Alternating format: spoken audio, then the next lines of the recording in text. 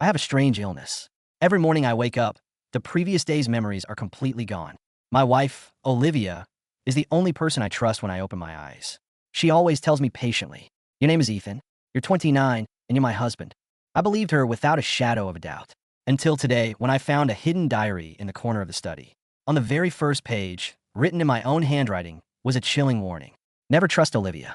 Julian isn't her cousin. He's the man she's been in love with for years. You don't have amnesia. She's been drugging you. This is the 1,001st time I've discovered the truth. From this moment on, I decided to play dumb. I'll keep acting in her little play. I open my eyes in the morning, my mind completely blank. "Are you awake?" I turned my head and saw a woman in a silk bathrobe sitting on the edge of the bed. "Who are you?" The words slipped out of my mouth automatically. The woman smiled, gently brushing her hand over my forehead. "I'm Olivia, your wife, and you are Ethan, my husband. You've been sick, which is why you forget everything from the day before." She pointed to the picture frame on the nightstand. "That's our wedding photo." In the photo, I was wearing a tuxedo, leaning close to her. But strangely, there was a noticeable crease along the edge of the photo. She took my hand, her fingertips warm. "Ethan, I'm the only one you can trust." I nodded, accepting this reality. Olivia helped me get out of bed, laid out my clothes, and even meticulously adjusted my collar. "What do you want to do today?" I looked at myself in the mirror. "I don't know. I don't remember anything." "Then just let me handle everything." Olivia wrapped her arms around me from behind, resting her cheek against my back. "A family doctor is coming for a checkup this morning. In the afternoon, I'll take you for a walk in the garden. And tonight," before she could finish, the doorbell rang. Olivia let go of me, her brow furrowing just for a split second. That must be Dr. Julian. I followed her downstairs. A man in a white lab coat was standing in the living room. When he turned around and saw Olivia, his eyes lit up instantly. "Olivia, how is Ethan doing today?" Olivia walked naturally to Julian's side and took his medical bag.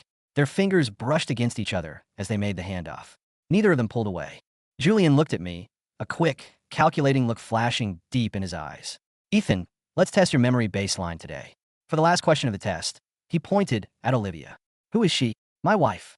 Julian's pen paused on the clipboard, and the corners of his mouth curled up. "The basic cognitive function is still there. But Olivia, I still suggest we increase the dosage." He began packing up his equipment. As he stood up, his fingers casually brushed against the back of Olivia's hand. I sat quietly on the sofa. Through the window, I saw Julian lean close to her ear outside the front door, whispering something. When she closed the door and walked back in, her face immediately returned to that sweet, gentle expression. "Ethan, what would you like for lunch?" I stared directly into her eyes. "What did he whisper to you outside?" Olivia froze for a moment. Then, a sharp, testing look flashed in her eyes. "Why do you ask?" I looked down, my finger tapping the armrest of the sofa, absent-mindedly. "He comes here every day. Were we very close in the past?"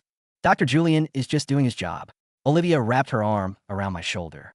The faint scent of cedarwood on her was exactly the same as the scent on Julian. "Ethan, you have to remember, in this world, I'm the only one who truly cares about you. Don't believe a word anyone else says." I nodded silently, saying nothing more. But deep down, I knew something was terribly wrong. In the afternoon, Olivia left for the office. I sat alone in the backyard, soaking in the sun. Maria, the maid, brought over some fresh fruit. She looked at me, hesitating to speak. "Mr. Ethan, do you really not remember anything?" I shook my head blankly. "Olivia says I'm sick." Her lips parted slightly, but in the end, she just sighed. "Then just listen to Mrs. Olivia. She's doing it for your own good." As she turned to leave, I heard her mumble under her breath. "So tragic. He can't even protect the inheritance his parents left him." I was about to call her back and ask what she meant. Just then, the sound of a car engine echoed from the driveway. Julian came in with his medical bag, a look of apology on his face. "Sorry about this, Ethan. I forgot to give you your injection this morning. I just realized and rushed right back." As he spoke, he pulled out a syringe. "This is a new neuronutritional drug. Olivia agreed to start you on it today." I instinctively shrank back, but he grabbed my arm with surprising force, pinning me down. "Ethan, this is for your own good." I struggled slightly, and he immediately frowned. "Stop moving." The needle pierced my skin. Before long, a heavy, dark sleep washed over me. I had a terrifying nightmare. In the dream, I was standing on the edge of a steep cliff. Olivia and Julian were holding each other, watching me. "Ethan, just jump. You'll finally be free if you jump." I didn't want to. I wanted to run away. But Olivia blocked my path, pushing me step by step to the very edge. "Ethan, once you're dead, all the company shares will be mine." With that, she gave me a violent push. "Ah!" I screamed and woke up, but there was no one in the room. Through the glass of the backyard conservatory, I saw the two of them talking. I shook my heavy head, walked out, and suddenly spoke up. Olivia, are we really married? Their conversation cut off instantly. Olivia turned around, and for a split second, her eyes looked incredibly terrifying. She walked toward me, step by step. Why would you ask that? I was intimidated by her cold gaze, my back tensing up. I just think it's weird. Why do we only have one wedding photo? Why isn't there a single trace of my past in this house? She grabbed my hand so hard I felt my bones ache. Because you are sick, Ethan. When you have your episodes, you destroy things. You tear up photos, smash furniture. To protect you, and to protect our memories, I hid everything away. Don't you trust me? She looked at me, a look of deep hurt in her eyes. I am sorry. I shouldn't have doubted you. Olivia's face softened, and she pulled me into a hug. It's okay. I know you're sick. I'll stay by your side until you're completely cured. I didn't pull away, but I didn't hug her back either. Over her shoulder, my gaze locked onto Julian, who was still standing nearby. Maybe it was because of the drug, but I fell asleep incredibly early that night. At 2 a.m., I woke up feeling extremely thirsty. I got out of bed and crept down to the kitchen in the dark. While pouring a glass of water, I noticed the lights in the conservatory were still on. As if possessed, I walked over. Through the glass, I saw Julian sitting on a wicker chair in a bathrobe. Olivia stood behind him, bending over to massage his shoulders. Was the dosage today too high? He actually started questioning things. Her voice drifted out. Julian tilted his head back, resting it against her stomach. It's normal for him to doubt. That drug damages memory. Over time, it makes people paranoid, even delusional. He reached up and grabbed Olivia's wrist. Olivia, are you getting soft-hearted? No, she smiled, her expression colder and more indifferent than I had ever seen. He deserves this. If his family hadn't forced me into this marriage back then, we would have been together long ago. Julian chuckled. Just hang in there for 3 more months. His cognitive functions will be permanently damaged. By then, he really will be a vegetable. No one will ever be able to prove a thing. Olivia let out a cold laugh. Yes. And then, all of his parents' wealth will belong to me. I stood there frozen in the darkness. Suddenly, shattered fragments of memory rushed back into my brain. Olivia crushing pills into my milk. Julian holding a syringe, smiling warmly while saying, "This is for your own good." And the past version of me, frantically writing in a diary, "Do not trust them." I really did write a diary. I really did discover the truth. It's just that every morning I woke up, I forgot it all over again. Inside the conservatory, Julian stood up and wrapped his arms around Olivia's waist. He rested his head on her shoulder. Playing your cousin all these years has been so exhausting. Olivia gently patted his back. Just bear with it a little longer. The transfer of the family trust is almost complete. You approached him on purpose back then just for his parents' inheritance, didn't you? Why else would I? Olivia laughed, her voice dripping with mockery. Who could actually love an idiot who gets fooled every single day? I clenched my fists, wanting to run, but my foot stepped on a dry twig on the ground. Snap! The lights in the conservatory went out instantly. I ran back to the bedroom as fast as I could. I lay in bed, my heart hammering so hard it felt like it would burst out of my chest. The bedroom door creaked open. Olivia stood in the doorway, keeping the lights off. She walked over and put her hand on my forehead. Ethan, where did you just go? I forced myself to sound like I had just been woken up, my voice deep and groggy. What? I've been sleeping this whole time. She didn't say anything. Her fingers slid from my forehead down to my neck, stopping right on a faint bruise, pressing down gently. The pain made my muscles tense up. Did you have a nightmare? You're sweating a lot. I clenched my teeth, saying nothing. Olivia leaned down, whispering right into my ear. Ethan, you have to remember. You can go anywhere in this house, except the conservatory in the backyard. It's too damp there. It's bad for your illness. I nodded, making no sound. She smiled with satisfaction and tucked the blanket around me. Go to sleep. Tomorrow morning, everything will be fine. She walked out, leaving the door slightly ajar. I heard her whisper to Julian in the hallway. He might have noticed something. We need to move the plan forward. Only when the hallway went completely silent did I dare to open my eyes. Olivia had said that the things I destroyed during my episodes were kept in the study, and I remembered where she hid the key. I slipped out of bed barefoot and crept into the study. Opening the door, a musty smell hit my nose. Torn photos, smashed ornaments, and half-shredded books were all piled in the corner. I looked at the very bottom shelf of the bookcase. The thickness of one particular book looked wrong.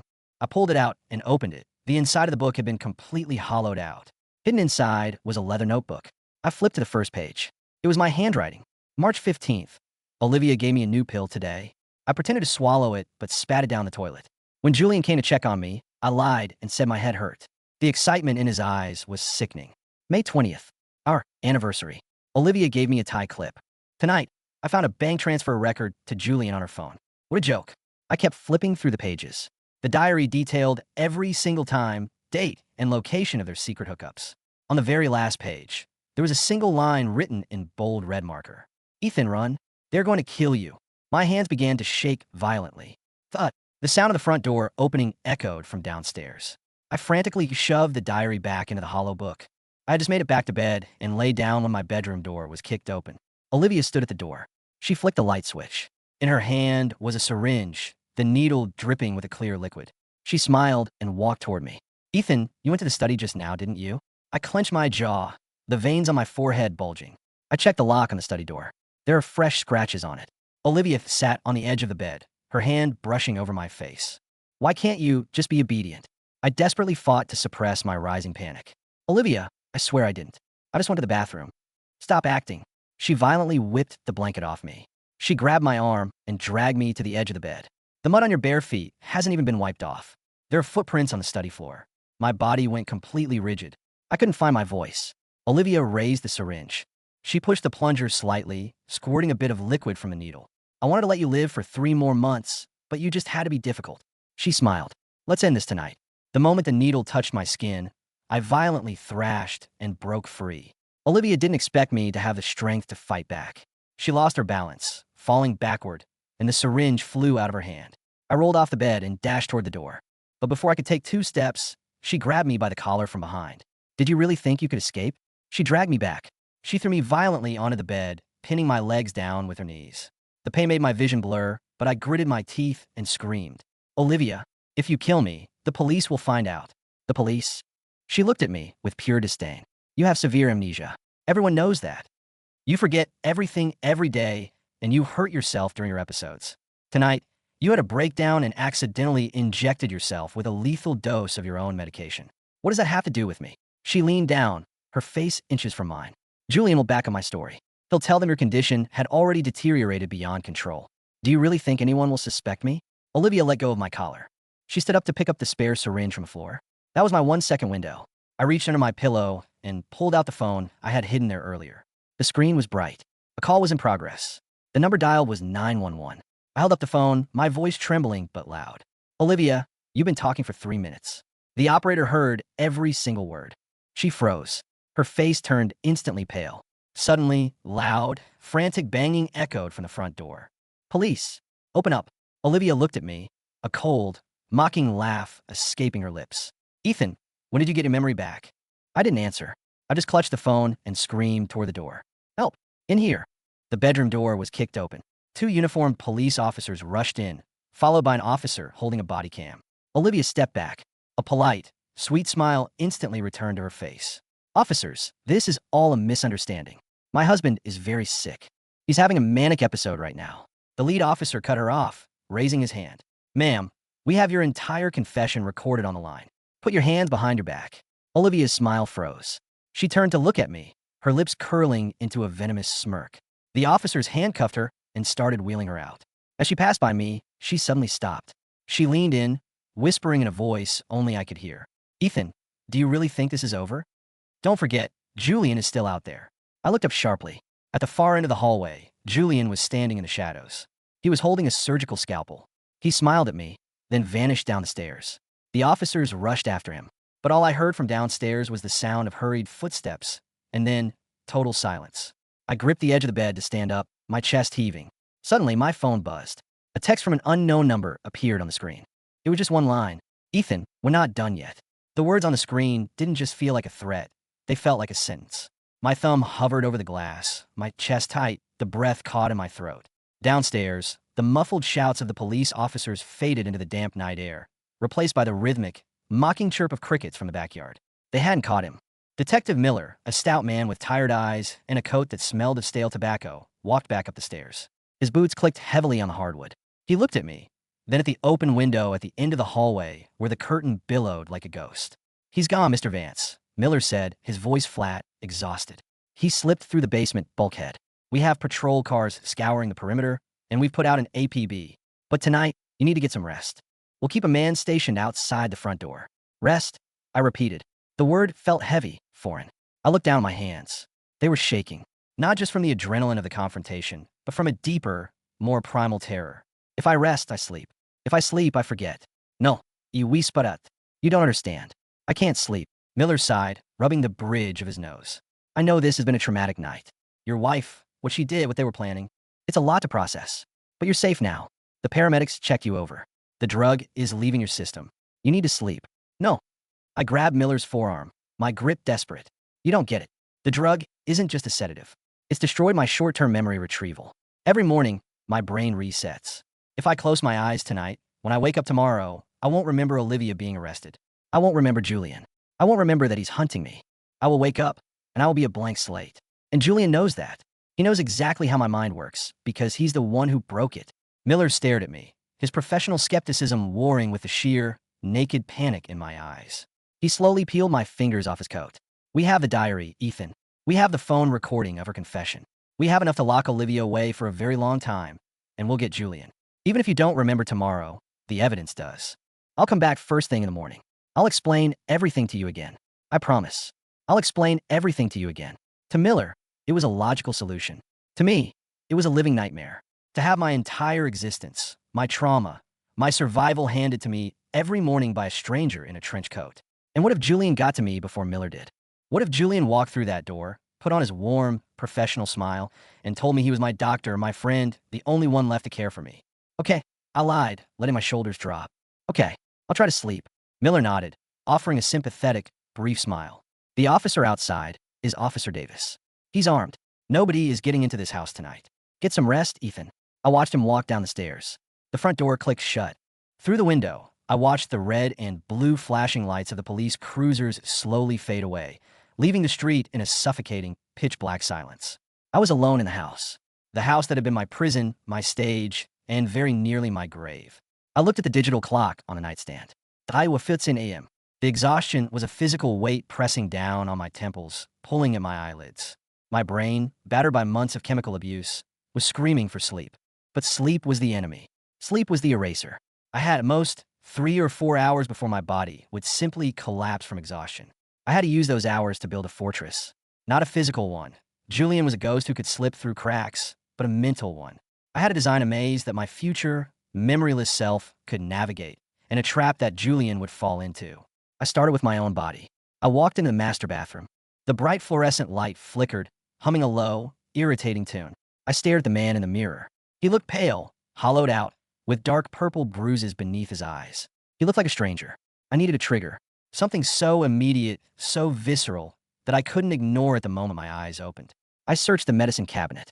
Behind a bottle of aspirin, I found a small, disposable scalpel, likely left behind by Julian from one of his checkups. The steel was cold and wickedly sharp. I took a deep breath, gritting my teeth, and pressed the tip of the blade against the palm of my left hand. I didn't want to mutilate myself, but I needed pain. Pain is an anchor. It bypasses cognitive memory and taps directly into the nervous system. I dragged the blade across my palm, slicing a clean, shallow line. The blood welled up instantly, hot and bright red. I squeezed my fist, letting the sharp sting burn into my brain.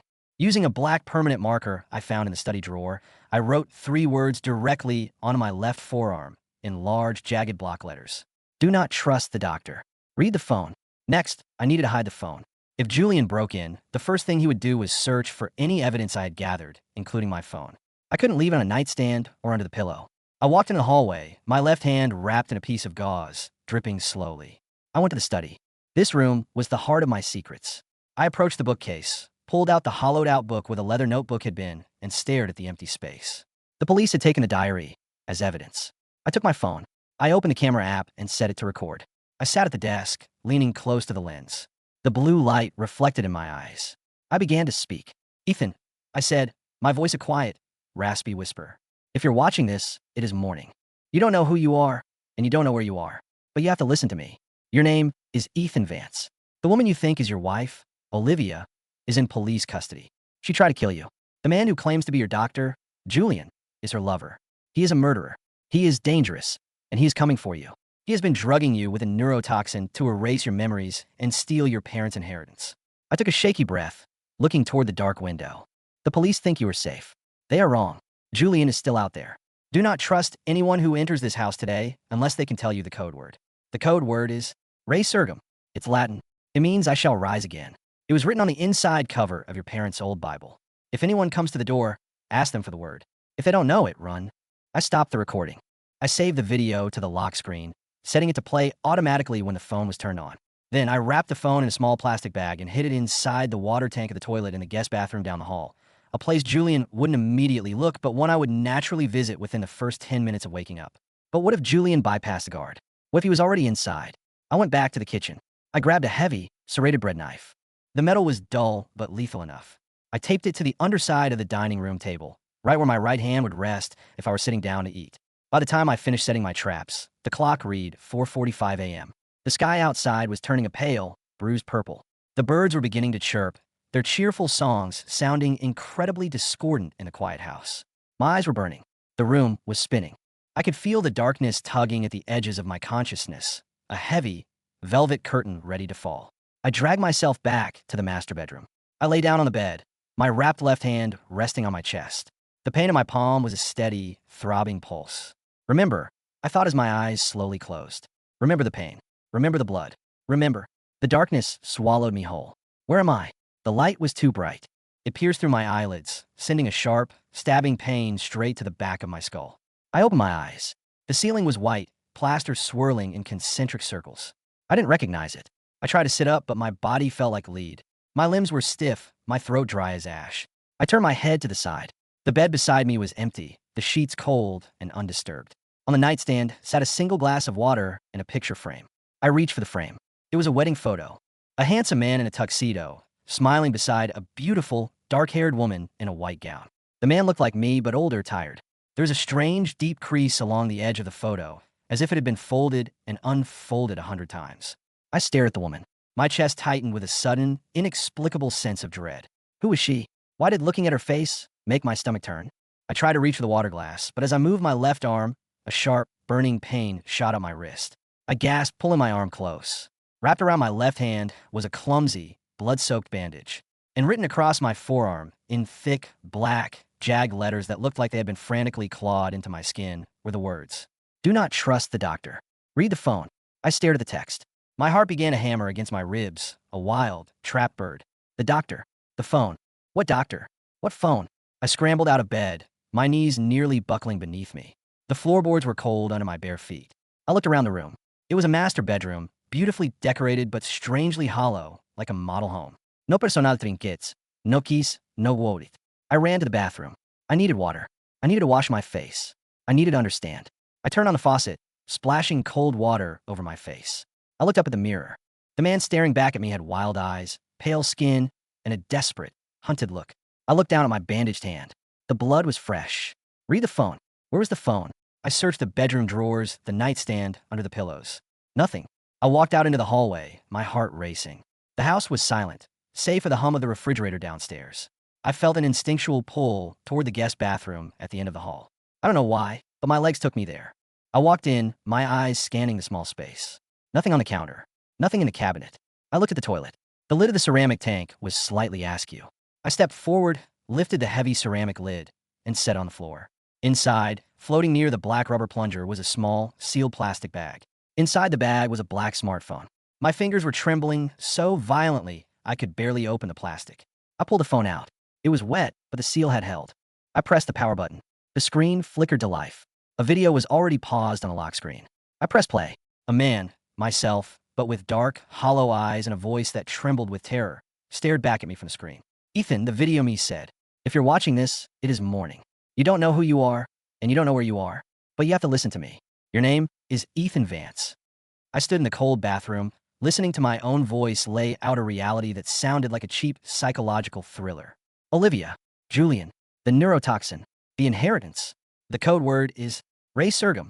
If anyone comes to the door, ask them for the word. If they don't know it, run. The video cut to black.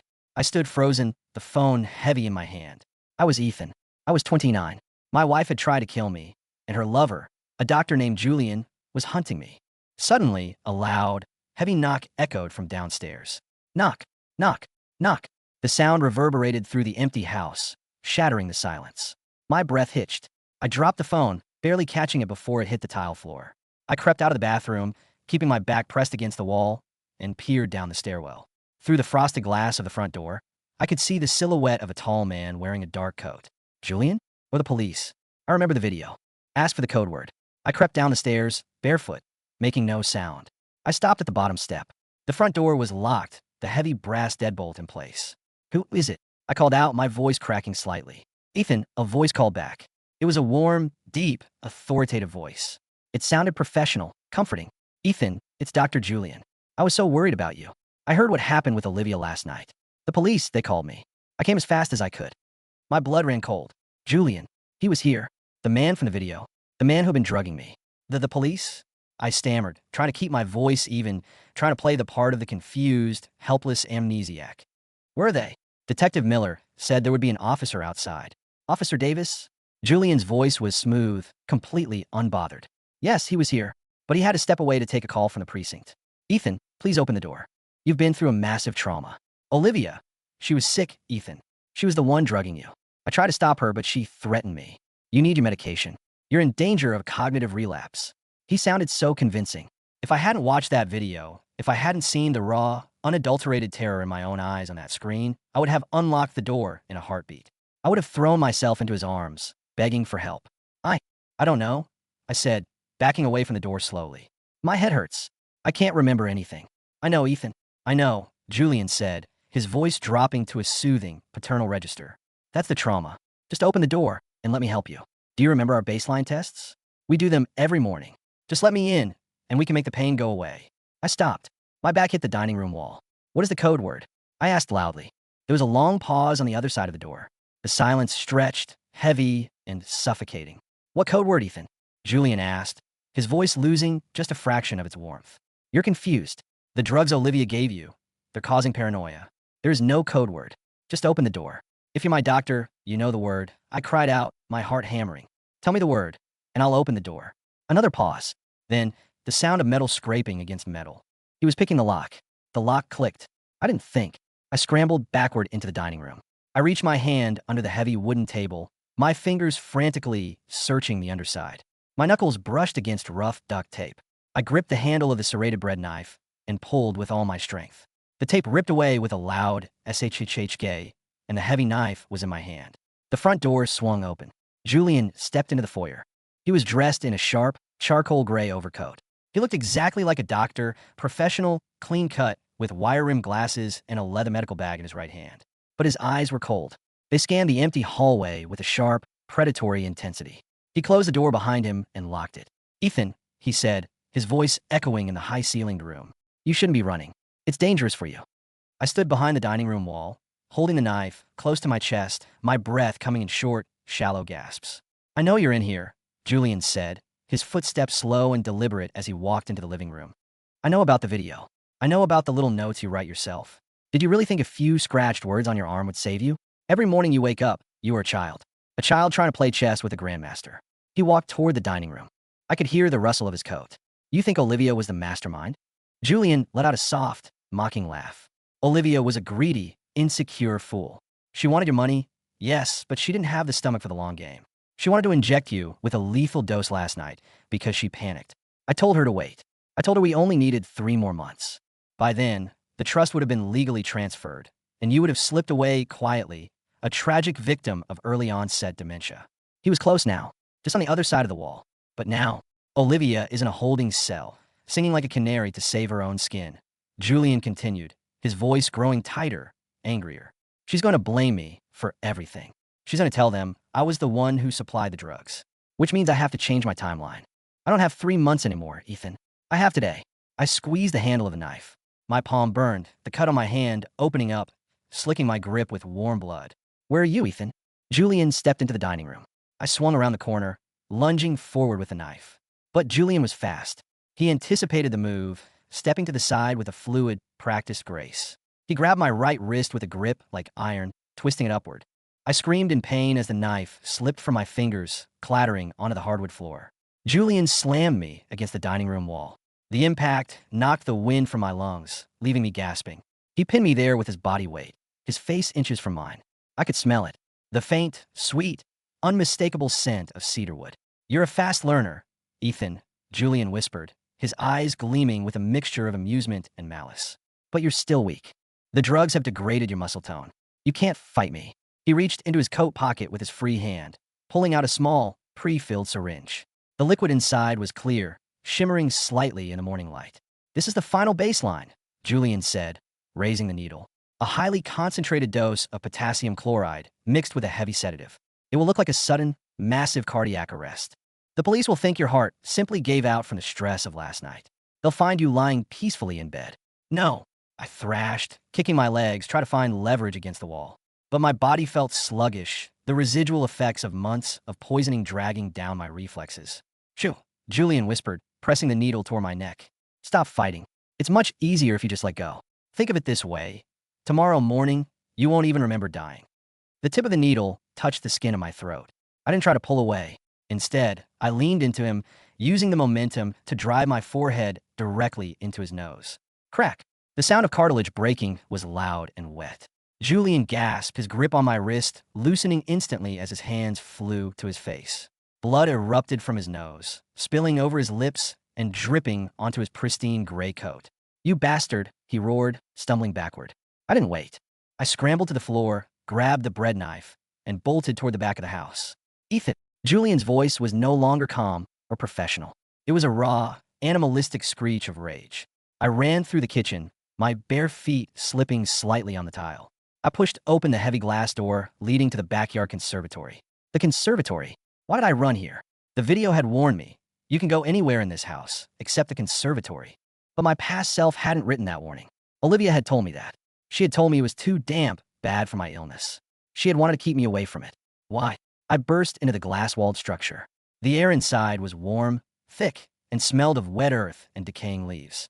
Huge, tropical ferns and hanging ivy choked the space, casting green, dappled shadows across the stone floor. At the far end of the conservatory was a locked, heavy wooden door leading to what looked like a tool shed or a basement access. I heard the kitchen door slam open behind me. There's nowhere to run, Ethan, Julian shouted, his footsteps echoing on the stone tiles of the conservatory. He was holding the syringe in one hand and his surgical scalpel in the other, his face smeared with blood. This glass house is your coffin. I ran to the wooden door at the back. I grabbed the brass handle. It was locked. I looked around desperately.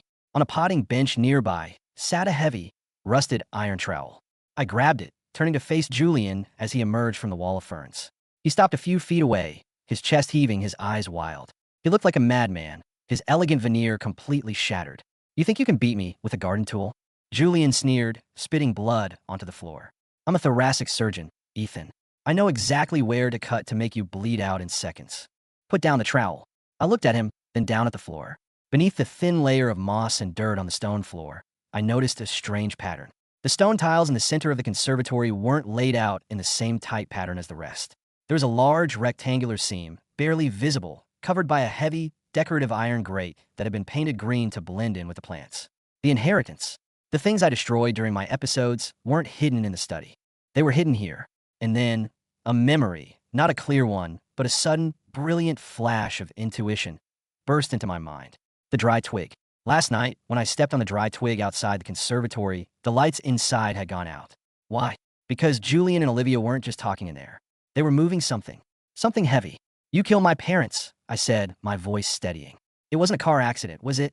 Julian's eyes narrowed. A cold, arrogant smile slowly crept back onto his bloody face. Your parents were snobs, he said, taking a slow step forward.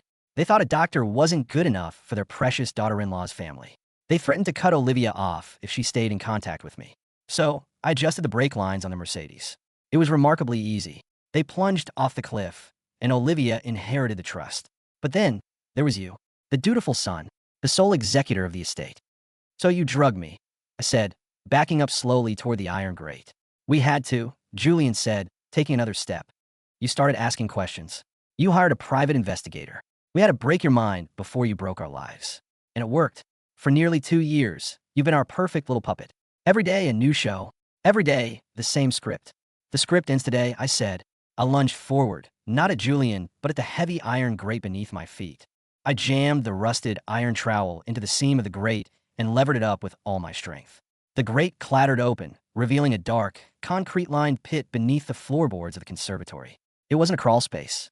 It was an old cistern, deep and filled with stagnant, black water. But it wasn't empty. Floating in the water, partially covered by plastic tarps, were several heavy, waterproof lockboxes. The family trust documents. The real wills. My parents' original diaries. The evidence they had spent 2 years trying to falsify and transfer. Julian looked down into the pit, his eyes widening in shock. "You found it," he whispered. "I didn't find it," I said, my hand tightening on the iron trowel. "My past self did. He just couldn't keep the memory long enough to tell the police. But I don't need to keep the memory anymore." Julian's face twisted in fury. He lunged at me, the scalpel flashing in the morning sun. "I'll kill you," he screamed. I stepped back, but the edge of the pit was slick with moss. My foot slipped. I fell backward, my arms flailing. As I fell, I grabbed Julian's coat. We both went over the edge, tumbling into the dark, suffocating cold of the cistern. The water was freezing. It shocked my system, filling my nose and mouth with a metallic, stagnant taste. I thrashed, my limbs heavy, the darkness wrapping around me like a shroud. Above me, the light from the conservatory opening looked miles away, a small, square star in a black sky. I kicked toward the surface, but a hand grabbed my ankle. Julian, even in the freezing water, his survival instinct was ferocious. He dragged me down, using my body to lift himself up toward the ledge of the concrete pit. He was climbing over me, his boots kicking my chest, knocking the remaining air from my lungs. I clawed at his legs, my fingers slipping on the wet leather of his boots. "I'm going to drown here," I thought, in the dark. "And tomorrow, I won't even be here to forget." No. I reached up, my hand finding the heavy, serrated bread knife that I had somehow managed to keep tucked into my waistband during the fall. I didn't aim for his chest or his throat. I aimed for his hand, the hand gripping the concrete edge of the cistern. I drove the serrated blade down onto his fingers. Julian let out a muffled, bubbling shriek of agony under the water. His grip on the ledge shattered. He plunged back down into the dark water, thrashing wildly as the blood from his hand plumed into the blackness like a sinister flower. I didn't look back. I kicked with everything I had left, my hands clawing at the rough concrete ledge of the pit. I pulled myself up, gasping, coughing up cold, foul water onto the stone floor of the conservatory. I lay there, my chest heaving, the warm morning sun spilling through the glass pane above, warming my freezing skin. Below me, in the dark water of the cistern, the thrashing slowly stopped. I looked down. Julian was floating on his back, his face pale, his eyes wide and vacant, staring up at the glass ceiling he could never reach. The syringe he had held was gone, lost in the black depths of the well. He was dead. I pulled myself away from the edge, collapsing against the glass wall of the conservatory. My body was broken. My mind was a fraying tapestry, threads of memory slipping away even as I tried to hold on to them. Olivia is gone. Julian is dead. The inheritance is safe. I repeating the facts to myself, over and over, like a mantra. I had to keep them alive in my head for just a little longer. Through the glass, I heard the sound of distant sirens, their high-pitched wails growing louder, closer. The police. They were finally here. I looked down at my left arm. The black ink was smeared, the words partially washed away by the water, but still legible. "Do not trust. Read the phone." I smiled, a cold, tired laugh escaping my lips. I reached into my pocket. The phone was gone, lost in the cistern, but it didn't matter anymore. I closed my eyes, letting the warmth of the sun wash over me. Tomorrow morning, I thought, I will wake up. I won't know my name. I won't know this house. I won't know the face of the man in the mirror. But for the first time in 2 years, I will wake up free.